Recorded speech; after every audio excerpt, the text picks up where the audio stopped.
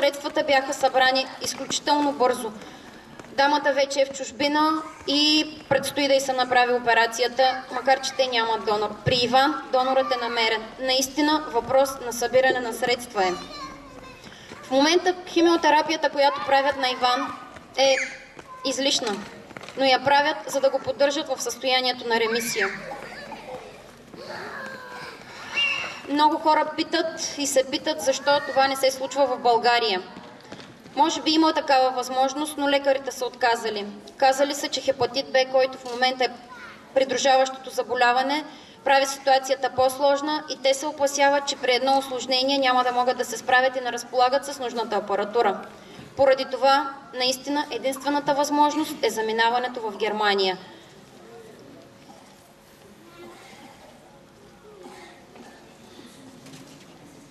Събирането на тези средства, уважаеми гости, е възможно и това ще се случи съвсем скоро, защото заедно ние сме по-силни, като общество, като граждани, като нация. И тъй като Бог винаги е с нас, ще поканя отец Румен и отец Димитър за един благослов на това събитие.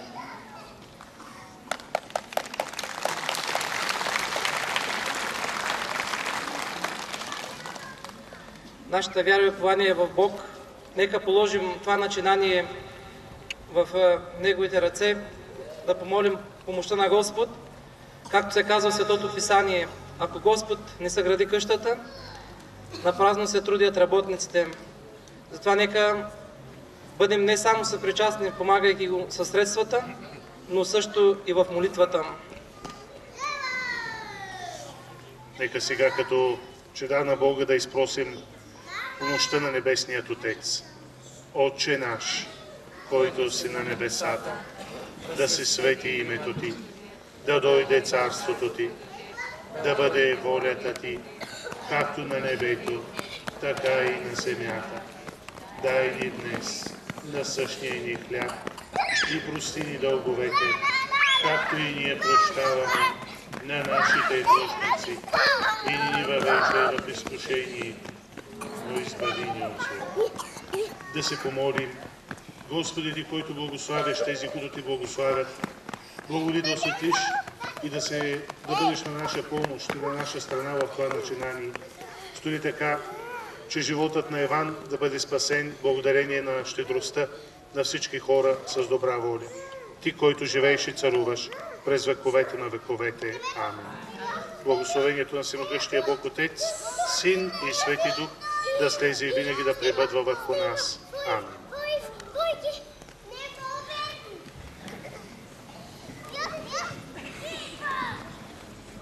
Скъпи приятели, нашият празник започва с самодейният състав при читалище Петър Богдан Вакшев, град Раковски, квартал Секирово.